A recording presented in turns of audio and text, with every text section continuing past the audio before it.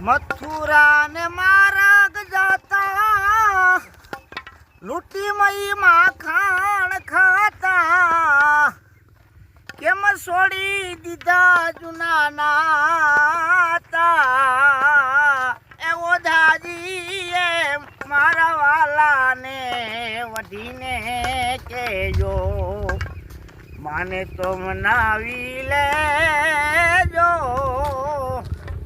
એવો દાદી એ મારા વાલાને વઢીને